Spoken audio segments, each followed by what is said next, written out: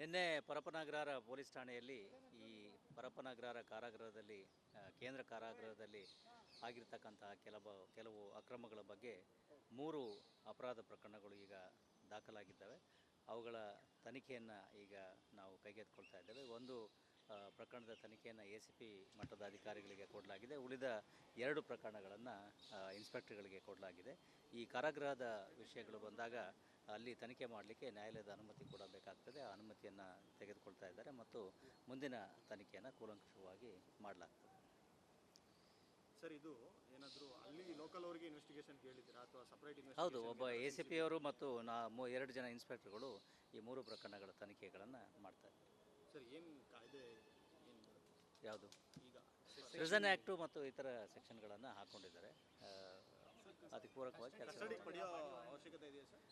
ತನಿಖೆಯ ಭಾಗವಾಗಿ ಏನೇನು ಮಾಡಬೇಕಾಗುತ್ತೋ ಅದನ್ನೆಲ್ಲ ಮಾಡ್ತೇವೆ. ಯಾವ ರೀತಿ ಮಾಡ್ತೇವೆ ಅನ್ನೋದನ್ನು ಈಗ ಹೇಳಲಿಕ್ಕಾಗೋದಿಲ್ಲ. ಬಟ್ ತನಿಖೆಯ ಭಾಗವಾಗಿ ಏನೇನು ಮಾಡಬೇಕಾಗುತ್ತೆ, ಯಾಕೆಂದರೆ ತನಿಖೆ ಅಂಶಗಳು ಈಗಲೇ ನಮಗೆ ಗೊತ್ತಾಗೋದಿಲ್ಲ. ಅದರ ಆಧಾರದ ಮೇಲೆ ಮುಂದಿನ ಒಂದು ವಿಷಯಗಳನ್ನು ಕೈಗೆತ್ತಿಕೊಳ್ಳಲ್ಲ. ಸರ್, ಇನ್ನೊಂದು, ನೀವು ಪ್ರಿಸನ್ ರೈಡ್ CCB ಅವ್ರು ಮಾಡೋಕ್ಕೆ ಹೋದಾಗ ಅಲ್ಲಿದು ಸರಿಯಾಗಿ ಕೋಆಪ್ರೇಟ್ ಮಾಡಿರಲಿಲ್ಲ ಮತ್ತು ಬೇರೆ ಬೇರೆ ವಿಚಾರಗಳ ಬಗ್ಗೆ ಒಂದು ರಿಪೋರ್ಟು ತಮಗೆ ಕೊಡ್ತಿದ್ದಾರೆ ಅಂತ ಕೇಳ್ಬೋದು ಸರ್. ರಿಪೋರ್ಟ್ ಬಂತಾ ಸರ್? ಏನಾಗಿದೆ ಸರ್? ಅದು ನಾವು ಶನಿವಾರ ದಿವಸ, ಅಂದರೆ ಕಳೆದ ಶನಿವಾರ ದಿವಸ ಬೆಳಗ್ಗೆ ನಮ್ಮ CCB ಅವರ ಒಂದು ದೊಡ್ಡ ತಂಡ ಕಾರಾಗೃಹದ ಎಲ್ಲ ಬ್ಯಾರೆಕ್ಗಳನ್ನು ಚೆಕ್ ಮಾಡಲಿಕ್ಕೆ ಹೋಗಿದ್ವಿ. ಅದು ಮುಖ್ಯವಾಗಿ ಅಲ್ಲಿ ಕೆಲವೊಂದು ಈ ರೀತಿಯ ಜೈಲಿನಲ್ಲೇ ಇಟ್ಕೊಂಡಿರ್ತಕ್ಕಂಥ ಕೆಲವು ರೌಡಿ ವ್ಯಕ್ತಿಗಳು ಕೆಲವೊಂದು ಅಕ್ರಮ ಚಟುವಟಿಕೆಗಳಲ್ಲಿ ತೊಡಗಿದ್ದಾರೆ ಅಂತಕ್ಕಂತಹ ಮಾಹಿತಿಯ ಮೇರೆಗೆ ಈ ಒಂದು ದಾಳಿಯನ್ನು ಕೈಗೊಳ್ಳಲಾಗಿತ್ತು. ಆದರೆ ಆ ಸಂದರ್ಭದಲ್ಲಿ ನಮಗೆ ಯಾವುದೇ ರೀತಿಯಾದಂತಹ ಇನ್ಕ್ರಿಮಿನೇಟಿಂಗ್ ಯಾವುದು ನಮಗೆ ಸಿಕ್ಕಿರಲಿಲ್ಲ.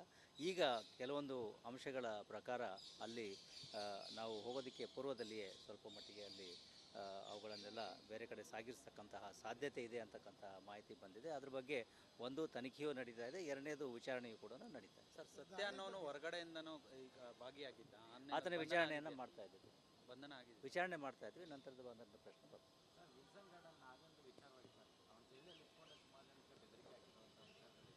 ಯಾವುದು ದೂರು ಆ ರೀತಿದು ಯಾವುದು ನಮಗೆ ಬಂದಿಲ್ಲ. ಬಟ್ ಕೆಲವೊಂದು ಅಕ್ರಮ ಚಟುವಟಿಕೆಗಳು ನಡೀತಾ ಇದ್ದಾವೆ ಅಂತಕ್ಕಂಥ ಮಾಹಿತಿ. ಈ ಪರಪ್ಪನಗ್ರಹದಲ್ಲಿ ಸಾಕಷ್ಟು ಸಂಖ್ಯೆಯಲ್ಲಿ ಈಗ ಈ ರೌಡಿ ವ್ಯಕ್ತಿಗಳು ಇದ್ದಾರೆ. ಅದರಲ್ಲೂ ಮುಖ್ಯವಾಗಿ ಕೆಲವೊಂದು ಈ ಕೋಕಾ ಕೇಸ್ಗಳನ್ನು ನಾವು ಹಾಕಿದ್ದೇವೆ. ಸುಮಾರು 6ರಿಂದ 8 ಕೋಕಾ ಪ್ರಕರಣಗಳನ್ನು ನಾವು ಹಾಕಿರೋದ್ರಿಂದ ಸಾಕಷ್ಟು ಸಂಖ್ಯೆಯಲ್ಲಿ ರೌಡಿಗಳನ್ನು ನಾವು ಒಳಗಡೆ ಕಳಿಸಿದ್ದೇವೆ.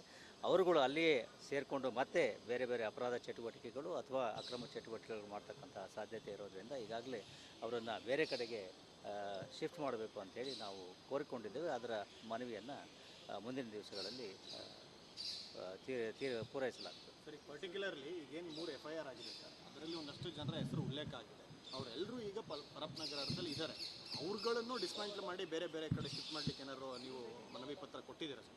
ಈಗ ಅದೇ ಈ ಪ್ರಮುಖವಾಗಿ ಕೆಲವೊಂದು ರೌಡಿ ವ್ಯಕ್ತಿಗಳು ಜೊತೆಗೆ ರೇಣುಕಾಸ್ವಾಮಿ ಕೊಲೆ ಪ್ರಕರಣದಲ್ಲಿರ್ತಕ್ಕಂತಹ ಆರೋಪಿಗಳು ಈಗೇನು ಚರ್ಚೆಗೆ ಗ್ರಾಸ ಆಗಿದ್ದಾರೆ ಅವರನ್ನು ಕೂಡ ಬೇರೆ ಕಡೆಗಳಿಗೆ ಬದಲಾವಣೆ ಮಾಡಲಿಕ್ಕೆ ನಾವು ಕೋರ್ಕೊಂಡಿದ್ದೇವೆ. ಇಂಡಿಪೆಂಡೆಂಟ್ ಆಗಿ.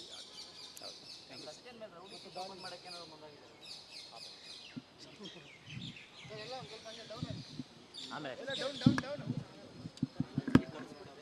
ಇವರನ್ನೆಲ್ಲ ಸೇರಿ ಮಾಡ್ತಾರೆ, ಅದೊಂದೇ. ಇವ್ರೇನು ಮಾಡೋಕೈತಾರೆ, ಇವ್ರು ಅಂದ್ರಲ್ಲಿ ಬರಲ್ಲ. ಅಲ್ಲಲ್ಲ, ಇವ್ರು ರಿಕ್ವೆಸ್ಟ್ ಕೊಟ್ಟು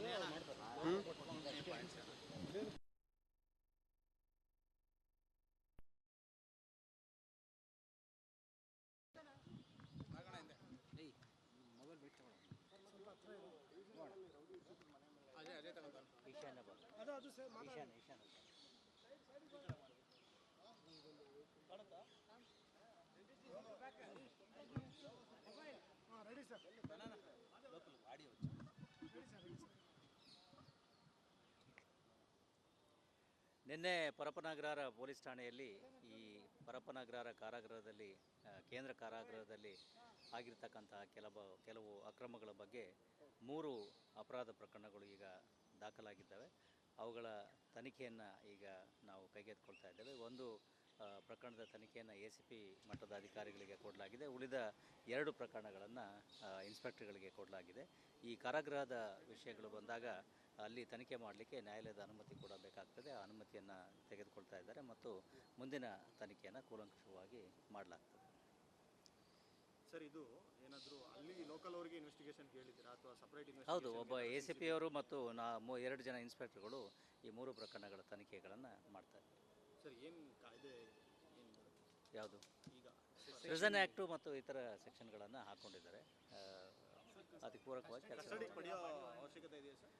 ತನಿಖೆಯ ಭಾಗವಾಗಿ ಏನೇನು ಮಾಡಬೇಕಾಗುತ್ತೋ ಅದನ್ನೆಲ್ಲ ಮಾಡ್ತೇವೆ. ಯಾವ ರೀತಿ ಮಾಡ್ತೇವೆ ಅನ್ನೋದನ್ನ ಈಗ ಹೇಳಲಿಕ್ಕಾಗೋದಿಲ್ಲ. ಬಟ್ ತನಿಖೆಯ ಭಾಗವಾಗಿ ಏನೇನು ಮಾಡಬೇಕಾಗುತ್ತೆ, ಯಾಕೆಂದರೆ ತನಿಖೆ ಅಂಶಗಳು ಈಗಲೇ ನಮಗೆ ಗೊತ್ತಾಗೋದಿಲ್ಲ. ಅದರ ಆಧಾರದ ಮೇಲೆ ಮುಂದಿನ ಒಂದು ವಿಷಯಗಳನ್ನು ಕೈಗೆತ್ತಿಕೊಳ್ಳಲ್ಲ. ಸರ್, ಇನ್ನೊಂದು, ನೀವು ಪ್ರಿಸನ್ ರೈಡ್ CCB ಅವ್ರು ಮಾಡೋಕ್ಕೆ ಹೋದಾಗ ಅಲ್ಲಿದು ಸರಿಯಾಗಿ ಕೋಆಪ್ರೇಟ್ ಮಾಡಿರಲಿಲ್ಲ ಮತ್ತು ಬೇರೆ ಬೇರೆ ವಿಚಾರಗಳ ಬಗ್ಗೆ ಒಂದು ರಿಪೋರ್ಟು ತಮಗೆ ಕೊಡ್ತಿದ್ದಾರೆ ಅಂತ ಕೇಳ್ಬೋದು ಸರ್. ರಿಪೋರ್ಟ್ ಬಂತಾ ಸರ್? ಏನಾಗಿದೆ ಸರ್? ಅದು ನಾವು ಶನಿವಾರ ದಿವಸ, ಅಂದರೆ ಕಳೆದ ಶನಿವಾರ ದಿವಸ ಬೆಳಗ್ಗೆ ನಮ್ಮ CCB ಅವರ ಒಂದು ದೊಡ್ಡ ತಂಡ ಕಾರಾಗೃಹದ ಎಲ್ಲ ಬ್ಯಾರಕ್ಗಳನ್ನು ಚೆಕ್ ಮಾಡಲಿಕ್ಕೆ ಹೋಗಿದ್ವಿ. ಅದು ಮುಖ್ಯವಾಗಿ ಅಲ್ಲಿ ಕೆಲವೊಂದು ಈ ರೀತಿಯ ಜೈಲಿನಲ್ಲೇ ಇದ್ಕೊಂಡಿರ್ತಕ್ಕಂಥ ಕೆಲವು ರೌಡಿ ವ್ಯಕ್ತಿಗಳು ಕೆಲವೊಂದು ಅಕ್ರಮ ಚಟುವಟಿಕೆಗಳಲ್ಲಿ ತೊಡಗಿದ್ದಾರೆ ಅಂತಕ್ಕಂತಹ ಮಾಹಿತಿಯ ಮೇರೆಗೆ ಈ ಒಂದು ದಾಳಿಯನ್ನು ಕೈಗೊಳ್ಳಲಾಗಿತ್ತು. ಆದರೆ ಆ ಸಂದರ್ಭದಲ್ಲಿ ನಮಗೆ ಯಾವುದೇ ರೀತಿಯಾದಂತಹ ಇನ್ಕ್ರಿಮಿನೇಟಿಂಗ್ ಯಾವುದು ನಮಗೆ ಸಿಕ್ಕಿರಲಿಲ್ಲ.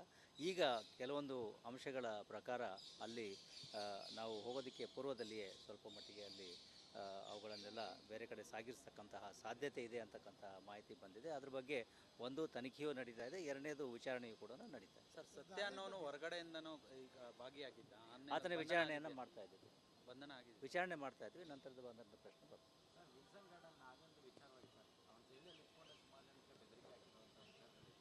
ಯಾವುದು ದೂರು ಆ ರೀತಿದು ಯಾವುದು ನಮಗೆ ಬಂದಿಲ್ಲ. ಬಟ್ ಕೆಲವೊಂದು ಅಕ್ರಮ ಚಟುವಟಿಕೆಗಳು ನಡೀತಾ ಇದ್ದಾವೆ ಅಂತಕ್ಕಂಥ ಮಾಹಿತಿ.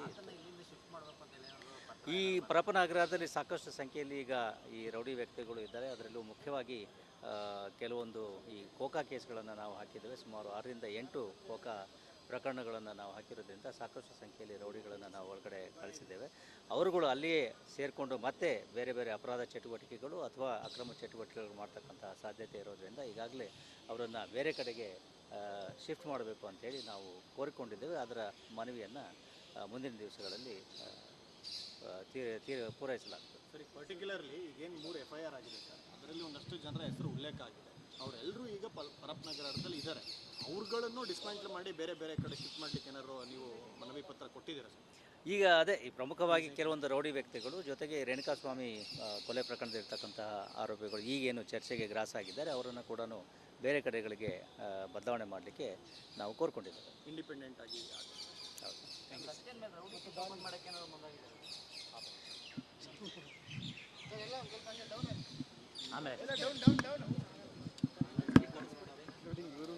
ಸೇರಿ ಇದು ಮಾಡ್ತಾರೆ ಅದೊಂದೇ.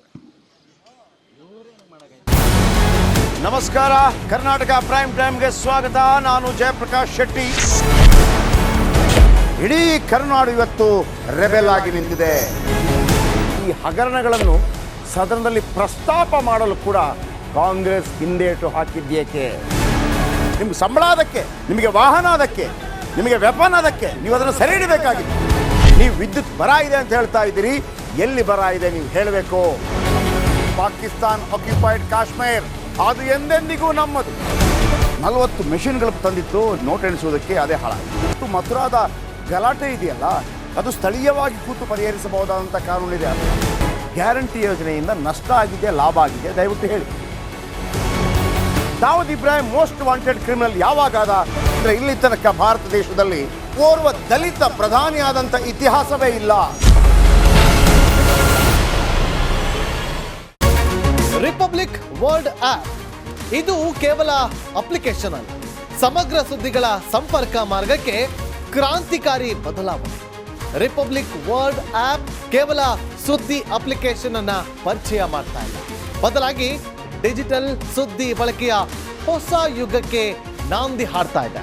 ಇದೊಂದು ಬ್ರೇಕಿಂಗ್ ನ್ಯೂಸ್, ಪ್ರಭಾವಶಾಲಿ ಕಾರ್ಯಕ್ರಮಗಳಿಗೆ ಗಟ್ಟಿಯಾದ ವೇದಿಕೆ. ರಿಪಬ್ಲಿಕ್ ವರ್ಲ್ಡ್ ಅಪ್ಲಿಕೇಶನ್ ಈಗ ಲೈವ್ ಆಗಿದೆ. ಗೂಗಲ್ ಪ್ಲೇ ಸ್ಟೋರ್ ಮತ್ತು ಆಪಲ್ ಆಪ್ ಸ್ಟೋರ್ ಎರಡರಲ್ಲೂ ಲಭ್ಯವಿದೆ. ಈಗಲೇ ಡೌನ್ಲೋಡ್ ಮಾಡಿ.